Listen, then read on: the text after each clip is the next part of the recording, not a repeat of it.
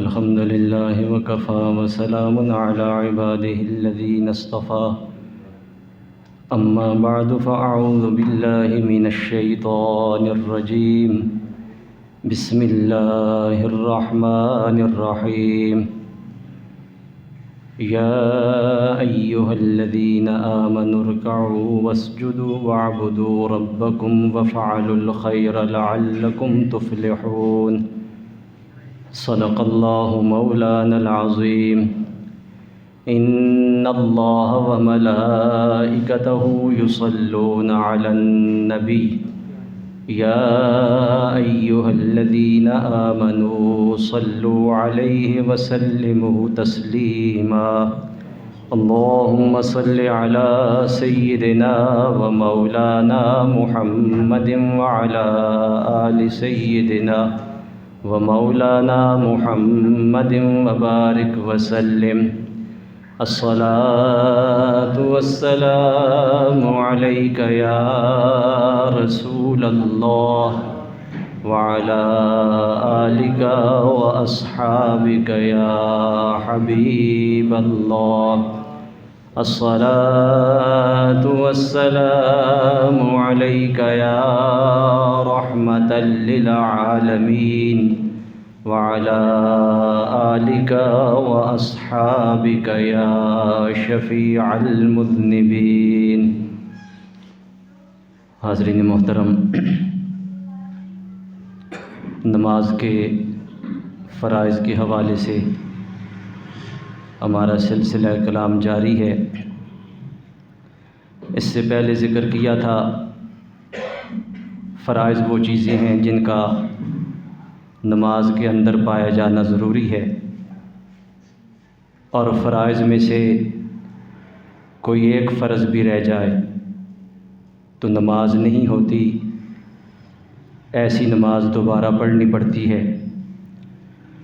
پہلا فرض ذکر کیا تھا تکبیر تحریمہ، نیت کرنے کے بعد اللہ اکبر کہنا، یہ تکبیر تحریمہ فرض ہے۔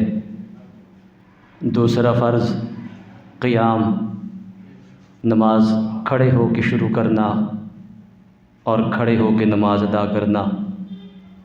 عذر کی بنا پہ معذوری ہے، تکلیف ہے، کوئی مجبوری ہے تو بیٹھ کے پڑھنے کی اجازت ہے، لیکن جہاں تک ممکن ہو نماز میں قیام کرنا یہ فرض ہے۔ تیسرا فرض قرات ہے، مطلق قرات فرض ہے۔ قرآن مجید کی کوئی ایک بڑی آیت یا 3 چھوٹی آیتیں جو ایک بڑی آیت کے برابر ہوں، ان کی قرات کرنا یہ نماز میں فرض ہے۔ قرات کے متعلق اس سے پہلے 1-2 مسئلے ذکر کیے تھے۔ ایک مسئلہ یہ کہ قرآن مجید کو ترتیب کے ساتھ پڑھنا ہے، خلاف ترتیب پڑھنے سے نماز میں کراہت پیدا ہو جاتی ہے۔ یعنی جو سورت ایک رکعت میں پڑھی ہے، اگلی رکعت میں اس سے اگلی سورت پڑھنی ہے، اس سے پچھلی نہیں پڑھنی۔ اگر اس سے پچھلی پڑھیں گے تو نماز میں کراہت پیدا ہو جائے گی۔ یہ صورت میں جب کوئی جان بوجھ کے ایسا کرے، اگر بھول کے اس سے پچھلی صورت پڑھ لے تو نماز ہو جائے گی، اور اگر جان بوجھ کے بھی پڑھے تو نماز ہو جاتی ہے، لیکن نماز کے اندر کراہت پیدا ہو جاتی ہے، ایسی نماز کامل نہیں ہوتی۔ اور دوسرا ایک مسئلہ قرات کے حوالے سے یہ بھی ذہن نشین فرما لیں کہ جو سورت پڑھی ہے اس کے بعد ایک سورت چھوڑ کے اس سے اگلی سورت پڑھنا یہ عمل بھی مناسب نہیں ہے۔ مثلاً کسی نے ایک رکعت میں سورہ فیل پڑھی ہے، الم تر کیف فعل ربک باصحاب الفیل، اور اگلی رکعت میں سورہ قریش چھوڑ دے اور اس سے آگے سورہ معاون پڑھے۔ ایک سورت چھوڑ کے اس سے اگلی سورت پڑھنا یہ مناسب عمل نہیں، پھر کم از کم 2 سورتیں چھوڑ کے آگے بڑھ سکتا ہے۔ یہ چھوٹی صورتوں میں ہے، بڑی صورتوں میں ظاہر ہے ہم تو نماز میں بڑی صورتیں نہیں پڑھتے، چھوٹی پڑھتے ہیں۔ بڑی صورتوں میں یہ مسئلہ نہیں، لیکن چھوٹی صورتوں میں یہ ہے کہ پہلی رکعت میں جو صورت پڑھی ہے اگلی رکعت میں جو اس سے اگلی صورت ہے وہ پڑھی جائے، اور اگر چھوڑ کے پڑھے تو پھر کم از کم 2 صورتیں چھوڑ کے، ایک صورت چھوڑ کے آگے ایک صورت نہ پڑھے، 2 چھوڑ کے پھر اس سے آگے پڑھے۔ یہ بھی قرأت فرض ہے۔ اور اس کے بعد چوتھا فرض رکوع ہے، جس کے متعلق اس سے پہلے ذکر ہوا تھا کہ رکوع کا ادنا درجہ یہ ہے کہ کھڑے کھڑے اگر ہاتھ جھکائے جائیں، ہاتھ گھٹنوں تک پہنچ جائیں، یہ رکوع کا ادنا درجہ ہے۔ اور مکمل رکوع یہ ہے کہ ہاتھوں کے ساتھ اپنے گھٹنوں کو پکڑا جائے، ہاتھوں کی انگلیاں کشادہ رکھی جائیں، بازوؤں میں خم نہیں ہونا چاہیے، بازو ڈھیلے ڈھالے بھی نہیں ہونے چاہیے، بلکہ بازوؤں کو اکڑا کے رکھے تاکہ اس کی پیٹھ اور اس کا سر یہ ایک سیدھ میں آ جائے۔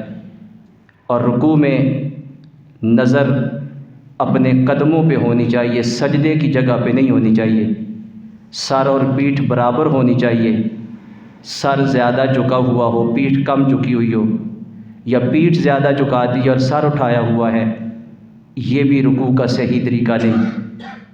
رکوع میں نبی کریم صلی اللہ علیہ وآلہ وسلم کا جو طریقہ مبارک تھا وہ یہی ہے کہ آپ صلی اللہ علیہ وآلہ وسلم جب رکوع فرماتے بازو ڈھیلے نہیں ہوتے تھے، اپنے ہاتھوں سے گھٹنوں کو پکڑ لیتے، دونوں ہاتھوں کی انگلیاں کشادہ رکھتے، رکوع میں نظر اپنے پاؤں پر رکھتے، پیٹھ اور سر ایک سیدھ میں ہوتے۔ اگر ان شرائط اور آداب کے مطابق رکوع کیا جائے گا تو یہ رکوع کامل ہوگا۔ اور یاد رکھیے رکوع اور سجدہ ان میں صحیح طریقے سے ان کو ادا کرنا یہ نماز کے کامل ہونے کی علامتوں میں سے ایک علامت ہے۔ بعض لوگ رکوع میں اور بعض لوگ سجدے میں غفلت کی وجہ سے کچھ ایسی غلطیاں کر جاتے ہیں جس سے نماز کا پورا ثواب انہیں نہیں ملتا، بلکہ بعض لوگ عدم توجہ کی وجہ سے خیال نہیں کرتے رکوع ٹھیک ہو رہا یا نہیں۔ نبی کریم صلی اللہ علیہ وآلہ وسلم نے مختلف احادیث میں بڑی سخت تنبیہ فرمائی ہے۔ ایک حدیث میں آپ نے فرمایا کہ اللہ تعالیٰ اس شخص کی نماز کی طرف توجہ نہیں فرماتا، نظر رحمت نہیں فرماتا جو نماز کا رکوع اور سجدہ ٹھیک نہیں کرتا۔ ایک شخص نماز ادا کرنے کے لیے آیا ہے، اگر وہ تھوڑی سی توجہ دے گا تو یہ رکوع سجدہ ٹھیک ہو جائے گا، نماز کا ثواب بھی مل جائے گا اور نماز اس کی مکمل ہو جائے گی۔ اور اگر غفلت کی وجہ سے ادا کرے گا تو بہت سارے ثواب سے محروم ہو جائے گا۔ اور نبی کریم علیہ الصلوۃ والسلام کا ارشاد بھی ہے کہ ایسے شخص کی نماز کی طرف رحمت الہی توجہ نہیں فرماتی جو نماز میں رکوع اور سجدے کا خیال نہیں رکھتا۔ بلکہ ایک حدیث میں یہاں تک آتا ہے، حضرت حذیفہ رضی اللہ تعالیٰ عنہ سرکار کے ایک صحابی ہیں، ایک شخص کو دیکھا وہ نماز پڑھ رہا ہے، رکوع سجدہ ٹھیک ادا نہیں کر رہا۔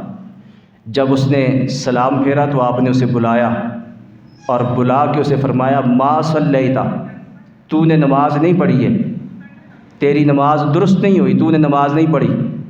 اور بعض روایات میں یہ بھی آتا ہے آپ نے فرمایا اگر تو اسی طرح نماز پڑھنے کا عادی رہا یا اس عیب کو اچھا جان کے اپنی عادت تو نے بنا لی اور اسی طرح نماز پڑھتا رہا تو اگر مر گیا تو اس طریقے کے خلاف مرے گا جس پر اللہ نے اپنے محبوب کو پیدا فرمایا ہے، یعنی سرکار کے طریقے کے خلاف تیری موت واقع ہوگی اگر تو نے ساری زندگی اسی طرح نماز پڑھی یا اس عیب کو تو اچھا جان کے ادا کرتا رہا تو سرکار کی سنت کے مطابق اگر تو نے نماز نہ پڑھی تو تیری موت اس طریقے کے خلاف ہوگی جس پر اللہ رب العزت نے اپنے محبوب کو پیدا فرمایا ہے۔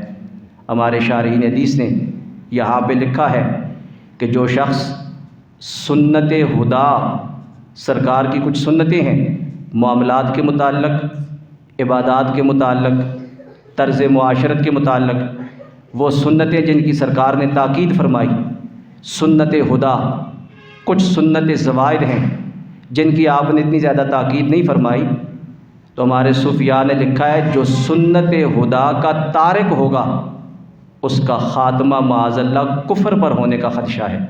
کچھ ایسی چیزیں ہیں جن کو انسان عادت بنا لے، غفلت، سستی اور لاپرواہی اختیار کر لے تو آہستہ آہستہ آدمی دین سے دور ہوتا جاتا ہے، اور معاذ اللہ بعض اوقات ایسی غفلت انسان کو اس حال پہ پہنچا دیتی ہے کہ اس کا خاتمہ ایمان کی حالت میں نہیں، کفر کی حالت میں ہو جاتا ہے۔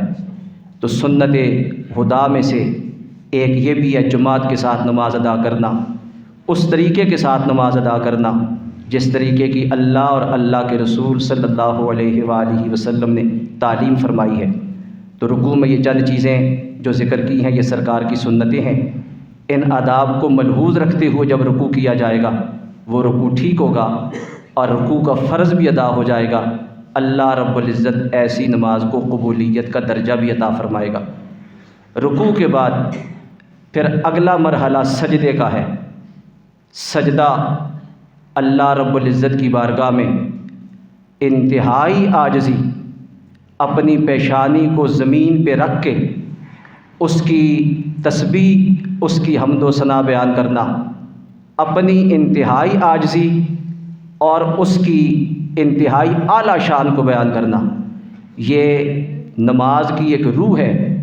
اگر سجدے کی یہ کیفیت، سجدے میں پروردگار عالم کا جو قرب نصیب ہوتا ہے، اگر اس کی طرف توجہ ہو اور بندے کو پتہ چل جائے کہ میں کس کی بارگاہ میں جھکا ہوا ہوں، اسے ایک ایسی روحانی کیفیت نصیب ہوتی ہے کہ یہ ایک نماز ہی اس کی نجات اور بخشش کی ضامن بن جاتی ہے۔ نبی کریم صلی اللہ علیہ وآلہ وسلم نے ایک حدیث میں ارشاد فرمایا، اقرب ما یکون العبد، کہ بندہ اللہ رب العزت کے اقرب ما یکون العبد من ربہ فہو ساجد فاکثر الدعاء، بندہ اپنے رب سے سب سے زیادہ قریب سجدے کی حالت میں ہوتا ہے۔ جب وہ سجدے کی حالت میں ہوتا ہے تو وہ اپنے رب کے سب سے زیادہ قریب ہوتا ہے۔ سرکار نے ارشاد فرمایا اس حالت میں اپنے رب سے دعا زیادہ مانگا کرو، کہ یہ وہ مقام ہے جب بندے کو اپنے رب کا سب سے زیادہ قرب نصیب ہو جاتا ہے۔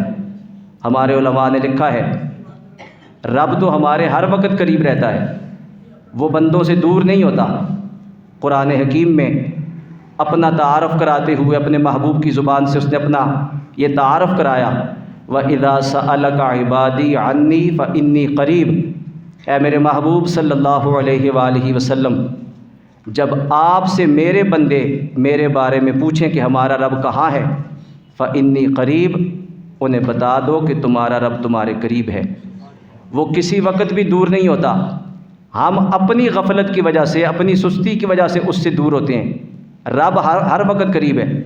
خود فرماتا ہے نحن اقرب الیہ من حبل الورید، ہم تو بندوں کی شارک سے بھی زیادہ قریب ہیں، وہ ہر وقت قریب ہے لیکن ہم اس سے دور ہوتے ہیں۔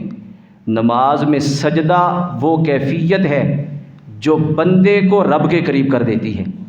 اس قرب کو غنیمت سمجھ کے سرکار نے فرمایا سجدے کی حالت میں پھر زیادہ دعا مانگا کرو، اور دعا عربی زبان میں، ظاہر ہے اپنی زبان میں تو ہم مانگ نہیں سکتے، اپنی زبان میں مانگیں کہ نماز نہیں ہوتی۔ ہاں عربی زبان میں اگر دعائیں یاد ہیں جو حدیث میں بتائی گئی ہیں وہ اگر یاد ہیں تو آپ مانگ سکتے ہیں۔ نفلی نماز میں ہمارے علماء نے لکھا ہے نوافل ہوں ان میں جتنا مرضی ہے لمبا سجدہ کرو، عربی کی اگر دعائیں یاد ہیں جتنی مرضی ہے دعائیں مانگو، اور اگر وہ یاد نہیں یا نماز فرض ادا کی جا رہی ہے یا وتر ہے یا سنتیں ادا کی جا رہی ہیں تو ان میں پھر چونکہ ہم اجمی لوگ ہیں وہ دعائیں ہمیں یاد نہیں، تو ہمارے لیے پھر حکم ہے تسبیحات پڑھیں، کم از کم 3 بار سبحان ربی الاعلیٰ، درمیانہ درجہ 5 بار، اور اعلیٰ اور افضل 7 بار۔ تسبیحات پڑھنا یہ بھی اپنے رب سے مانگنے کے مترادف ہے۔ جو جس کی تعریف کر رہا ہے، جس کی تسبیح بیان کر رہا ہے، پاکی بیان کر رہا ہے، اللہ رب العزت اس کے دل کی کیفیت کو جانتا ہے۔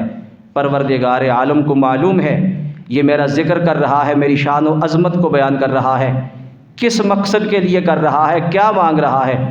اگر وہ زبان سے اس کا اظہار نہ بھی کرے اپنی زبان میں، پروردگار عالم دل کی کیفیت کو جانتا ہے۔ یہ جتنا اس کا ذکر کرے گا، پاکی بیان کرے گا، جب بیکاری کسی کے دروازے پہ آ کے اس کی تعریف کرتا ہے، تو مالک سمجھ جاتا ہے یہ تعریف کیوں کر رہا ہے، کچھ لینے کے لیے میری تعریف کر رہا ہے۔ بندہ رب کے حضور پیشانی جھکا کے جب اس کی حمد و ثنا، اس کی پاکیزگی بیان کرتا ہے، پروردگار عالم کو معلوم ہے یہ میری شان و عظمت کو بیان کر رہا ہے، میرے بندے کو کس چیز کی ضرورت ہے وہ اپنے بندے کو بغیر مانگے بھی عطا فرما دیتا ہے۔ نعرہ تکبیر، نعرہ رسالت۔ تو سرکار نے فرمایا کہ سجدے میں بندے کو اپنے رب کا انتہائی قرب نصیب ہو جاتا ہے۔ ایک دوسری حدیث میں آپ نے ارشاد فرمایا الساجد یسجد علی قدمی الرحمن، ساجد سجدہ کرنے والا جب وہ سجدہ کر رہا ہوتا ہے بظاہر اپنی پیشانی زمین پر رکھ رہا ہے، چٹائی پہ رکھ رہا ہے، وہ اپنی پیشانی کو بظاہر زمین پہ رکھنے والا، سرکار نے فرمایا وہ اللہ کے اتنا قریب ہے گویا رب کے قدموں کے درمیان اس نے اپنا سر رکھا ہوا ہے۔ سجدے کی حالت میں اسے پروردگار عالم کا وہ قرب نصیب ہو جاتا ہے کہ اس نے گویا اپنا سر اپنے رب کے قدموں کے درمیان رکھا ہوا ہے۔ تو سجدہ بندے کو حضوری کی کیفیت عطا کرتا ہے، سجدہ بندے کو اپنے رب کے قریب کر دیتا ہے، سجدہ بندے کو اپنے رب کا محبوب بندہ بنا دیتا ہے اگر سجدے کی حقیقت سے شناسائی ہو جائے۔ اور سجدہ وہ عبادت ہے جس سے رب کا قرب بھی نصیب ہوتا ہے، رب کے محبوب کا قرب بھی نصیب ہوتا ہے۔ دونوں بارگاہوں کا قرب سجدے کی وجہ سے پروردگار عالم عطا فرما دیتا ہے۔ حدیث شریف آپ نے 12 سنی ہے، اپنا قرب اللہ کا قرب نصیب ہوتا ہے۔ یہ تو 2 حدیثیں میں نے ذکر کی، قرآن حکیم کی آیت بھی ہے، سورہ علق کی آخری آیت، وہ آیت سجدہ ہے۔ پروردگار عالم اس میں یہی فرماتا ہے کہ میری عبادت کرو، سجدہ کرو اور میرے قریب ہو جاؤ۔ آپ جا کے قرآن مجید کی سورہ علق کی آخری آیت کو پڑھیں گے، ترجمہ پڑھ لیں، اس میں یہی ہے کہ سجدہ کرو اور میرے قریب ہو جاؤ۔ اللہ کا قرب چاہتے ہو، پروردگار عالم نے طریقہ سجدہ بتایا ہے، اور مصطفیٰ کریم صلی اللہ علیہ وآلہ وسلم کا قرب چاہتے ہو تو سرکار نے اس کا طریقہ بھی سجدہ بتایا ہے۔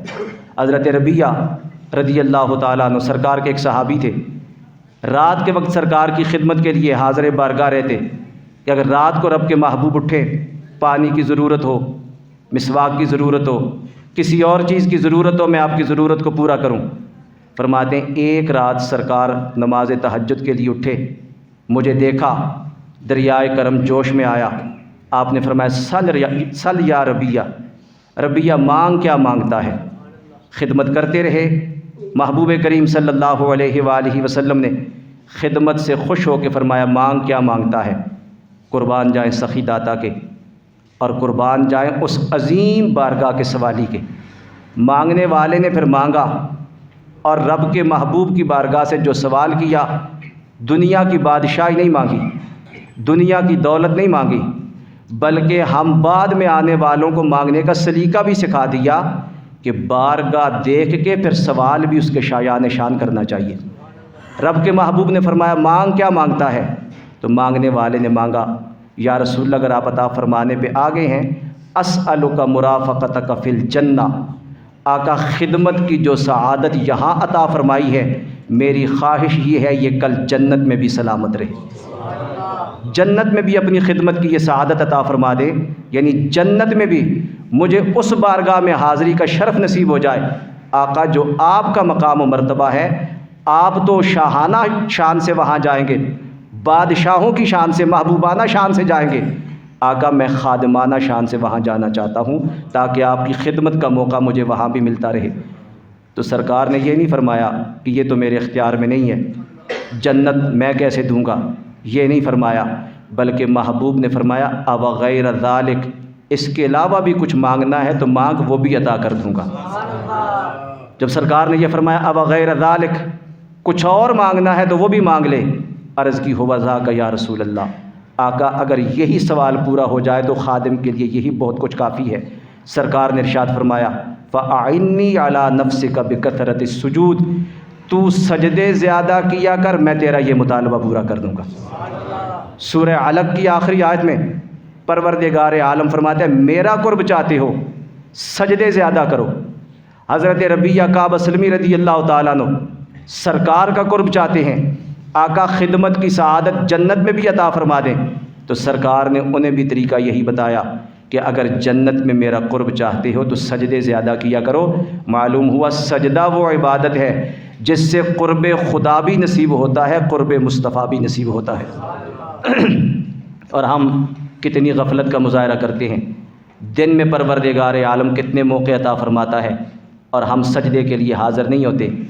ایک سجدے سے شیطان نے انکار کیا تھا، ہمیشہ کے لیے دھتکار دیا گیا، جہنمی ہو گیا، اور ہم دن میں کتنے سجدوں کا عملاً انکار کرتے ہیں، عقیدے کے اعتبار سے نہیں کرتے، عملاً انکار کرتے ہیں، یعنی عمل اس کے خلاف کرتے ہیں۔ تو ہمیں سوچنا چاہیے جس نے ایک سجدے کا انکار کیا اس کا یہ انجام ہے، اور جو دن رات میں 5 نمازیں نہیں پڑھتا، کتنے سجدوں کا عملاً انکار کر رہا ہے، قیامت کے دن اگر باز پرس ہوئی تو کیا جواب دیا جائے گا؟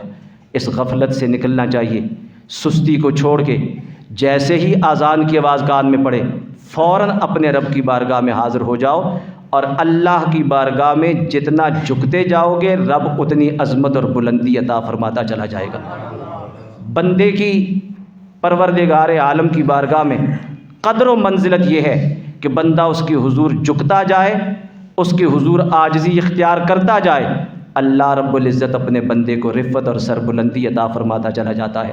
سرکار نے ارشاد فرمایا امرت ان اسجد علی 7 اعظم، مجھے 7 اعضاء پر، 7 ہڈیوں پر سجدہ کرنے کا حکم دیا گیا ہے، یعنی سجدے میں ان 7 اعضاء کا زمین پہ لگنا ضروری ہے۔ پھر سرکار نے آگے ان کی تفصیل بیان فرمائی، الجبہۃ، پہلی چیز جس کا لگنا ضروری ہے وہ پیشانی ہے، پیشانی کے ساتھ ناک بھی داخل ہے، ناک کا اور پیشانی دونوں کا زمین پہ لگنا ضروری ہے۔ بلکہ ہمارے فقہا نے یہاں تک لکھا ہے کہ جس وقت سجدہ کیا جائے زمین پہ اپنی پیشانی اور ناک کو رکھا جائے تو اس کو دبایا جائے، اتنا دبایا جائے کہ مزید جو نیچے چیز ہے وہ نہ دبے۔ آج کل مساجد میں کارپٹ بچھانے کا رواج ہے، بلکہ بعض جگہ کارپٹ کے نیچے فوم رکھا جاتا ہے، مزید اس کو نرم کیا جاتا ہے۔ تو یہ یاد رکھ لیں، زمین کی سختی جب تک محسوس نہیں ہوتی سجدہ شرعی طور پہ صحیح ادا نہیں ہوتا۔ اس لیے حکم ہے کہ جب پیشانی اور ناک کو زمین پہ رکھا جائے اس کو دبایا جائے، اتنا کہ مزید دبانے سے نہ دبے، پیشانی اور ناک دونوں زمین پہ جب جم جائے پھر یہ پہلا سجدے کا ایک رکن ادا ہوگا۔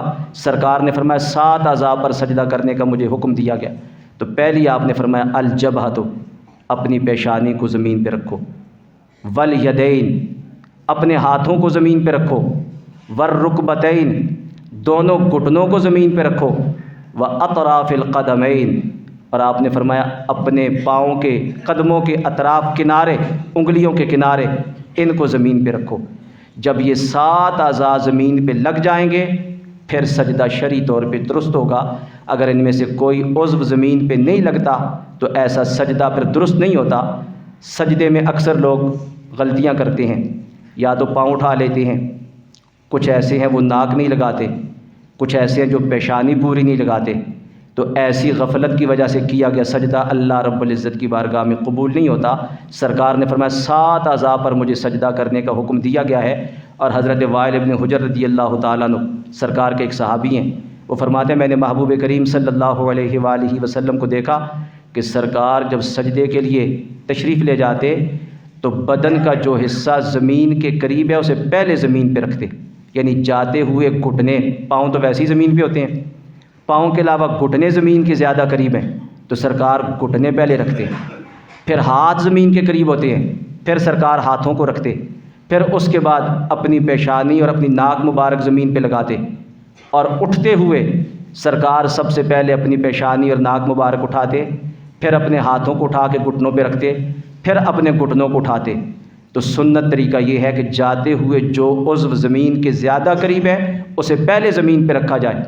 مستحبات میں ہمارے علماء نے لکھا ہے کہ جاتے ہوئے دایاں گھٹنا پہلے بایاں بعد میں، دایاں ہاتھ پہلے بایاں ہاتھ بعد میں، زیادہ فرق نہیں ہونا چاہیے، ساتھ ساتھ ہی، لیکن زمین پہ لگتے ہوئے دایاں گھٹنا پہلے لگے اور بایاں بعد میں، زمین پہ لگتے ہوئے دایاں ہاتھ پہلے لگے بایاں بعد میں، پھر اپنی پیشانی اور اپنی ناک کو زمین پہ لگایا جائے، یہ مستحبات میں سے ہے۔ اور اٹھتے ہوئے جب زمین سے اٹھا جائے تو بایاں ہاتھ بایاں گھٹنا تھوڑا پہلے اور دایاں ہاتھ دایاں گھٹنا تھوڑا بعد میں اٹھایا جائے، زیادہ فرق ان میں نہیں ہونا چاہیے۔ اور سجدے میں جاتے ہوئے جس چیز کا خاص خیال رکھنا ہے وہ یہ کہ پاؤں کی 10 انگلیاں ان کا زمین پہ لگنا ضروری ہے۔ اگر پاؤں کو اٹھا لیا جائے گا، مفتی احمد یار خان صاحب نعیمی رحمۃ اللہ علیہ اسی حدیث کی شرح میں فرماتے ہیں کہ پاؤں کا زمین پہ لگنا، پیشانی اور ناک کا زمین پہ لگنا یہ سجدے میں فرض ہے، اور فرماتے ہیں گھٹنوں کا اور ہاتھ کا زمین پہ لگنا یہ سنت ہے۔ اگر کوئی شخص پاؤں زمین پہ نہیں لگاتا یا اپنی پیشانی یا ناک زمین پہ نہیں لگاتا تو وہ گویا فرض چھوڑ رہا ہے۔ کامل سجدہ وہ ہوگا جس میں سنتوں کا خیال بھی رکھا جائے، جن چیزوں کا زمین پہ لگنا ضروری ہے، فرض ہے، ان کا خیال بھی رکھا جائے۔ حضرت حکیم الامت فرماتے ہیں پاؤں کی انگلیوں کا زمین پہ لگنا ضروری ہے۔ اور انگلیوں کا کس طرح لگنا؟ انگلیوں کے پیٹ کا زمین پہ لگنا، ایک انگلیوں کے کنارے ہیں۔ انگلیوں کے پیٹ سے مراد یہ ہے کہ جب آپ ایک سجدہ کر کے بیٹھتے ہیں، دایاں پاؤں کھڑا کرتے ہیں، بایاں بچھا دیتے ہیں، بیٹھتے ہیں، اس وقت جو دائیں پاؤں کی کیفیت ہوتی ہے، کس طرح انگلیاں کھڑی کر کے آپ بیٹھے ہیں، یہ کیفیت سجدے میں ہونی چاہیے۔ ہمارے ہاں سجدے میں بالکل انگلیوں کا معمولی سا کنارہ لگایا جاتا ہے، وہ بھی 1-2 انگلیوں کا لگتا ہے اور باقی سارا پاؤں اٹھایا ہوتا ہے۔ یہ سنت کے مطابق سجدہ ادا نہیں ہوتا۔ جس طرح آپ دایاں پاؤں کھڑا کر کے بیٹھتے ہیں، اس وقت جو انگلیوں کی کیفیت ہوتی ہے، سجدے میں انگلیوں کی کیفیت یہی ہونی چاہیے۔ بعض لوگ معذور ہوتے ہیں، انگلیاں چھوٹی ہوتی ہیں تو تمام انگلیاں نہیں لگتی، تو کم از کم جو بڑی انگلیاں ہیں، انگوٹھا ہے، اس کے ساتھ جو 2 انگلیاں بڑی ہیں، کم از کم پھر ان کا صحیح طور پہ زمین پہ لگنا یہ ضروری ہے۔ 7 اعضاء پہ سرکار نے فرمایا مجھے سجدہ کرنے کا حکم دیا گیا ہے، اور پھر سکون کے ساتھ سجدہ سرکار نے کشادہ اور لمبا کر کے سمٹ کے سجدہ کرنے سے منع فرمایا ہے، یعنی بازوؤں کو کروٹوں سے جدا رکھا جائے، پیٹ کو رانوں سے جدا رکھا جائے، کشادہ کر کے سجدہ کیا جائے۔ عورتوں کے لیے سمٹ کے، وہ سمٹ کے سجدہ کریں، لیکن مردوں کے لیے یہ حکم ہے کہ وہ اپنے بازو کروٹوں سے جدا رکھیں، اپنی رانوں کو پیٹ سے جدا رکھیں، لمبا ہو کے سجدہ ادا کریں تاکہ سجدہ صحیح ادا ہو۔ اپنی کونیوں کو زمین سے اٹھا کے رکھیں، کونیاں زمین پہ بچھا دینا یہ مناسب عمل نہیں ہے۔ لیکن جب جماعت کے ساتھ نماز ادا کی جا رہی ہو تو پھر یہ خیال رکھنا ہے کہ ایسی کونیاں پھیلانا کہ جو صف میں دائیں بائیں کھڑے انہیں تکلیف ہو، شریعت اس کی اجازت بھی نہیں دیتی۔ اس انداز سے سجدہ کیا جائے کہ کونیاں اٹھی ہوئی ہوں لیکن ساتھ والے نمازیوں کو تکلیف بھی نہ ہو۔ یہ پورے 7 اعضاء زمین پہ لگے اور اس کے بعد تسبیحات پڑھی جائیں۔ ایک سجدہ ادا کرنے کے بعد اللہ اکبر کہہ کے بیٹھنا ہے، اور بیٹھنے کے بعد دوسرا سجدہ کرنا یہ بھی فرض ہے۔ رکوع 1 فرض، سجدے 2 فرض۔ نماز کا ہر سجدہ فرض ہے، اگر اس میں کمی بیشی ہو گئی، سجدہ صحیح ادا نہیں کیا تو نماز کے ثواب میں کمی ہو جائے گی۔ اور سجدے میں جن اعضاء کا زمین پہ لگنا ضروری ہے، ان میں جو فرض ہے اگر وہ رہ گیا تو سجدہ پھر بھی ٹھیک ادا نہیں ہوگا۔ 1 رکوع ٹھیک فرض ادا کرنا ہے، اس کے بعد 2 سجدے ادا کرنے ہیں۔ رکوع کے بعد سیدھا کھڑا ہونا، 1 سجدہ کرنے کے بعد بیٹھنا، جب رکوع کے بعد کھڑے ہوں گے اسے قومہ کہا جاتا ہے۔ 1 سجدہ ادا کرنے کے بعد بیٹھیں گے اسے جلسہ کہا جاتا ہے۔ ہمارے علماء نے لکھا ہے کہ قومے میں اور جلسے میں کم از کم اتنی دیر بیٹھنا ضروری ہے کہ ایک دفعہ کوئی سبحان اللہ کہے، جتنا ٹائم اس پہ لگتا ہے اتنی دیر بیٹھنا ضروری ہے۔ ہمارے یہاں کچھ لوگوں کو بڑی جلدی ہوتی ہے، رکوع کے بعد تھوڑا سا سر اٹھاتے، سیدھے کھڑے بھی نہیں ہوتے، سجدے میں چلے جاتے ہیں، اور 1 سجدہ کرنے کے بعد معمولی سا سر اٹھایا، ابھی بیٹھنے کے قریب بھی نہیں ہوتا، دوسرا سجدہ کر دیتے ہیں۔ یاد رکھیے قومہ اور جلسہ دونوں واجب ہیں، اور ان میں تعدیل ارکان یعنی ایک رکن کی مقدار ٹھہرنا، کم از کم 1 مرتبہ سبحان اللہ کہنے کی مقدار ٹھہرنا یہ ضروری ہے۔ اگر نہیں ٹھہرا جائے گا تو واجب رہ جائے گا، اور واجب رہ جائے تو سجدہ سہو کے بغیر نماز درست نہیں ہوتی۔ اس لیے اگر بہت زیادہ جلدی بھی ہو تو کم از کم اتنی دیر ٹھہرنا ضروری ہے جتنی دیر میں 1 مرتبہ سبحان اللہ کہا جاتا ہے۔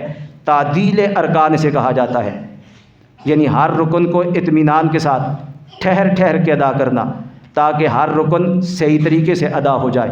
اگر اس میں کمی بیشی ہو جائے گی تو نماز اس کا ثواب نہیں ملے گا۔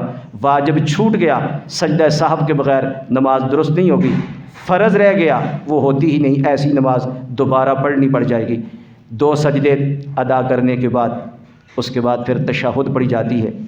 تشہد میں یہ یاد رکھیں، پوری رکعتیں ادا کرنے کے بعد، اگر 2 رکعت ہے تو اس کے بعد، 3 رکعت ہے تو اس کے بعد، 4 رکعت ہے تو اس کے بعد، پوری رکعتیں ادا کرنے کے بعد اتنی دیر بیٹھنا جتنی دیر میں اتحیات پڑھی جاتی ہے، یعنی عبدہ و رسول تک پڑھا جاتا ہے۔